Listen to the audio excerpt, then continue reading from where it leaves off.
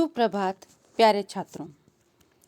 हिंदी की हमारी इस कक्षा में अभी तक के हमारे पाठ्यक्रमानुसार सारे अध्याय पूरे हो चुके हैं। विपरीत समय में बहुत ही विपरीत तरीके से पढ़ाई हमने की है, लेकिन फिर भी पाठ्यक्रम हमारा पूरा हो चुका है। मैं ऐसा चाहती हूँ कि एक बार दोहरान के तौर पर जो समय बचा है उसमें हम अपने अध्याय वापस एक बार देख लें। तो फिर से एक नई शुरुआत के साथ भाषा मणि का पहला अध्याय, जो हमारी एक कविता है, जन्मभूमि। जन्मभूमि जो कविता है हमारी, वो मैं वापस शुरू कर रही हूँ।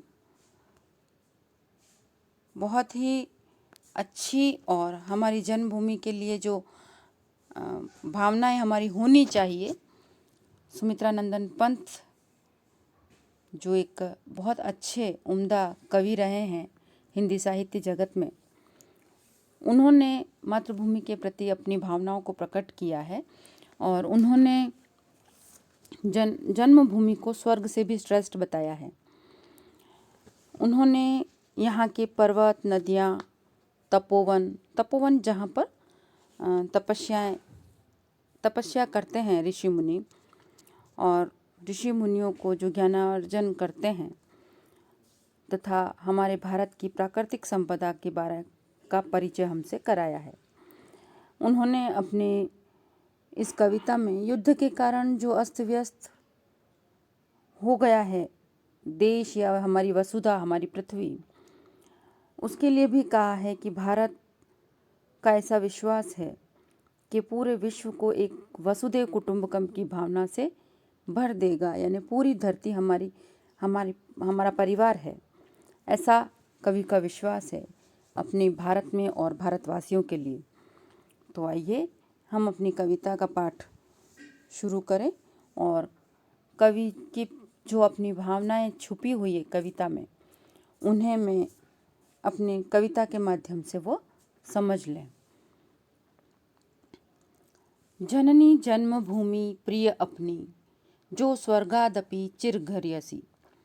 कवि कहते हैं कि जननी जन्मभूमि, कि हमारी जो मातृभूमि है और हमारी माता, जननी यानी माता, और जन्मभूमि यानी हमारी जो जन्मभूमि जहाँ हम रहते हैं, हमारा जो राष्ट्र है, हमारी जो पृथ्वी है, वो प्रिय अपनी सबसे प्रिय है।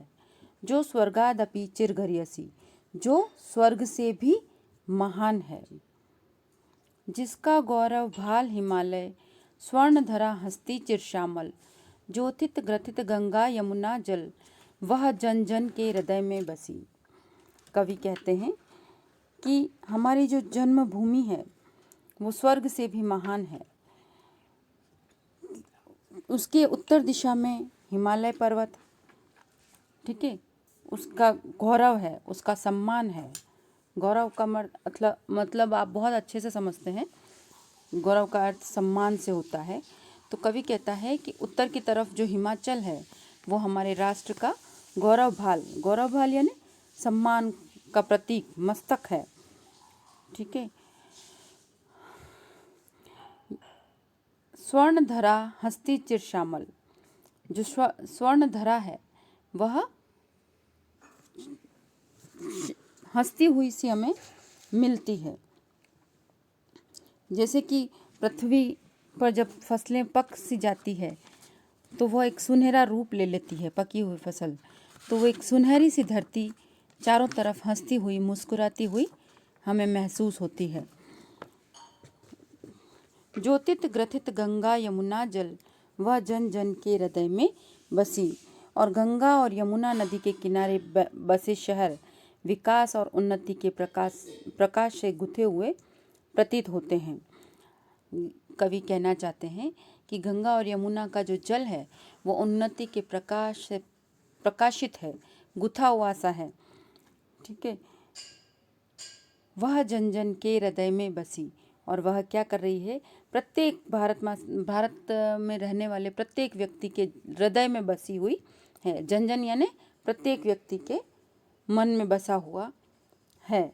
यहाँ पर जननी का अर्थ मैंने आपको बताया, माता, स्वर्गादपि यानी स्वर्ग से भी, ठीक है। घरियसी यानी महान, भाल, भाल यानी माथा, श्यामल यानी हरी भरी, स्वर्णधरा हस्ती चिरश्यामल, ठीक है। यानी जब चारों तरफ हरी भरी जो वसुधा है और उसकी जो फसल पकती है सुनहरी कलर की, ठीक है। ज्योतित ग्रथित यानी ज्योति से गुथा हुआ। आगे का पैराग्राफ हम देख लेते हैं। शांति निकेतन जहाँ तपोवन, ध्यानावस्थित हो ऋषि मुनिगण, चिद नभ में करते थे विचरण, जहाँ सत्य की किरणें बरसी। कवि कहते हैं कि यहाँ के वनों में ऋषि मुनि तपस्या करते हैं। इन वनों में सदा शांति छाई रहती है, भेदभाव कहीं दिखाई नहीं देता। इस शांत वातावरण में ऋषिगण ध्यान के द्वारा सत्य की खोज करते हैं। यहाँ के ज्ञानी पुरुष अंतरिक्ष में चांद तक जा पहुँचे हैं। यहाँ ज्ञान के साथ सत्य का प्रकाश फैलता है, ठीक है। ध्यानावस्थित अर्थात जो ध्यान में लगे हुए हैं। चिद यानी जो जानता हो, जानने वाला, किसी भी विषय के बारे में, किसी भी क्षेत्र के बारे में जो जानता है उसको क्या कहते हैं? जानने वाला या ज्ञाता। चिद का अर्थ होता है विचरण यानी घूमना, ठीक है। आइए इसके आगे का पद्यांश देख लें हम। आज युद्ध जर्जर जग जीवन, पुनः करेगा मंत्रोच्चारण, व वसुदेव बना कुटुंबकम, उसके मुख पर ज्योति नवल सी, जननी जन्म भूमि प्रिय अपनी, जो स्वर्गादपि चिरघरियसी। कवि कहते हैं कि जो युद्ध की वजह से चारों तरफ देश कठिनाइयों में पड़ गया है और अस्त व्यस्त सा हो गया है। हमारे देश में समय समय पर बहुत से विदेशी आक्रांताओं का सामना किया है और इस वजह से उसकी दशा बहुत ही दुखदाई सी हो गई है। पर आज यह स्वतंत्र है और फिर से सारी पृथ्वी को एकता के सूत्र में बांधने के लिए देशवासी वसुदेव कुटुंबकम अर्थात सारा संसार, एक ही परिवार, एक ही मंत्र का उच्चारण करेंगे।